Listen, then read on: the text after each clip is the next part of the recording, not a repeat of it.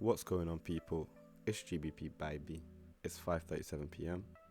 on Tuesday, the 16th of May 2023. Of course, we're looking at GBP, and I got to say today's been very consolidated.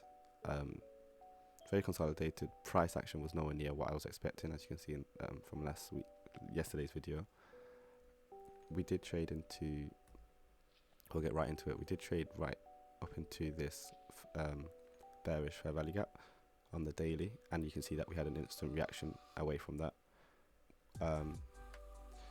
Seeing this almost confirms to me the premise that we are going to be running down into this sell-side liquidity, which I've had marked out for the past week now. I'd say I've definitely got my eyes on it. I'm expecting it to get tagged very soon, and I don't believe we are to trade any deeper into this fair value gap. I see this as a breakaway gap. So when price leaves and turns and goes into a sell program, it's likely to leave behind a breakaway gap, and I believe this is what it is, which is why we didn't see price get very far into it. It kind of tried and then got so quickly turned away, like hell no. And then, as you can see, we've started trading deeper into the previous day's range, and tomorrow I'm expecting us to continue lower. So we'll drop down to the 4 hour, take a look.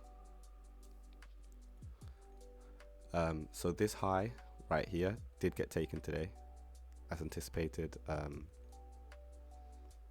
This was buy side, so I did have this marked out to get swiped, and we did do this at around 5. Was it? Let me see, when did this happen? This happened at 5 a.m. this morning, New York time.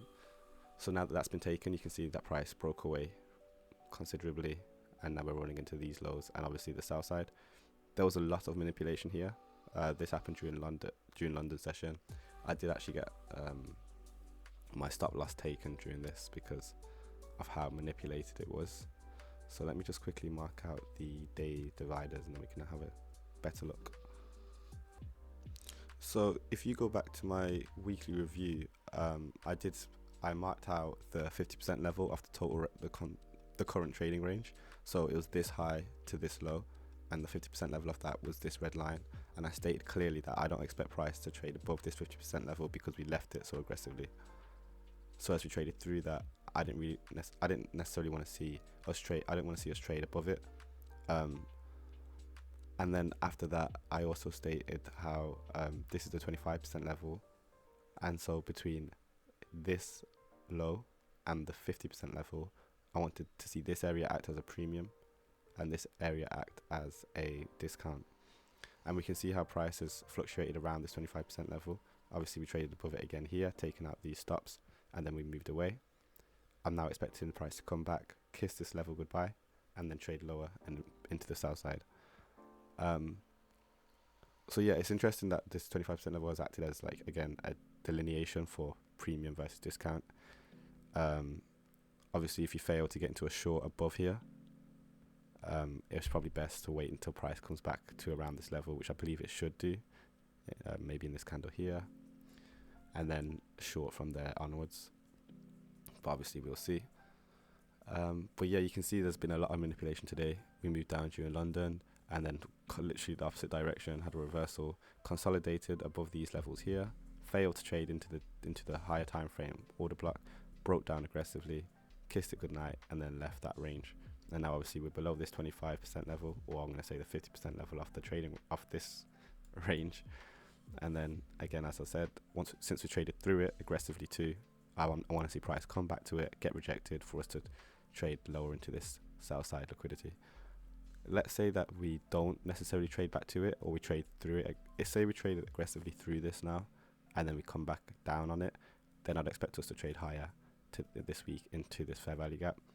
But until that happens, until we see how it treats this level one more time, we don't know whether it's going to go for sell side or buy side. I'm expecting sell side though, but I will double check on the weekly, and obviously we'll have a look at Dixie and Euro. But yeah, that's pretty much all to say today, really. It's been very, like I said, very manipulated. I am still expecting lower prices, beautiful relative equal lows here, sell side liquidity. We stayed below the 50% level, as I stated, within this range. And then we've obviously traded into a premium, because again, as soon as we traded above this, you can see how quickly price got rejected and wants to trade below it and through it. So it's important that when you're looking at your charts, make sure you look at the size of the candles and why these candles are moving so aggressively in certain moments, certain times, and how they're moving around these levels that I have marked out, because it helps you frame a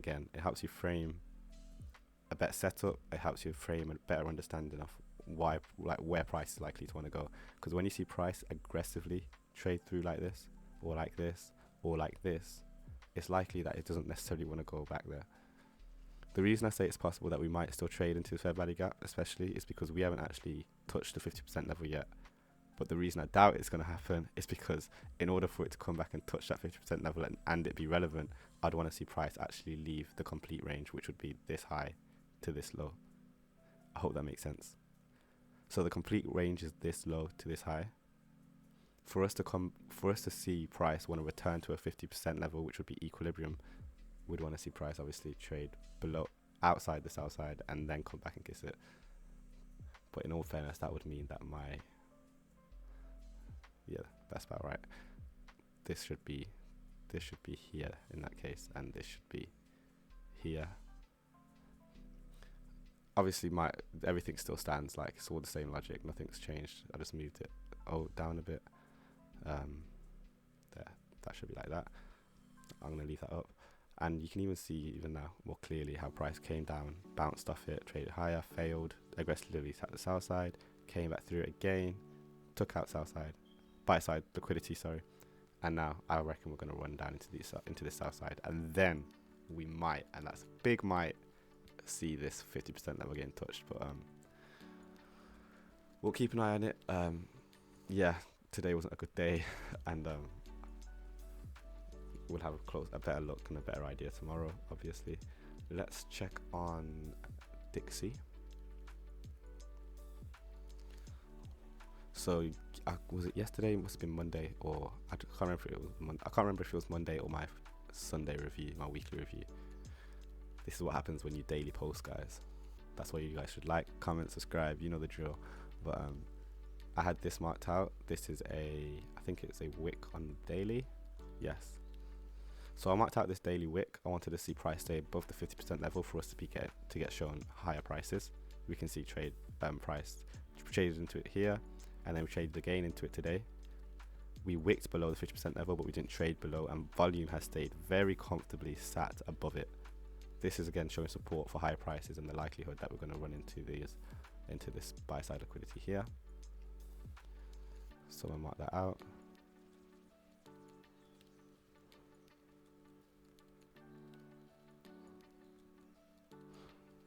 Although thinking about it, this is looking like a swing.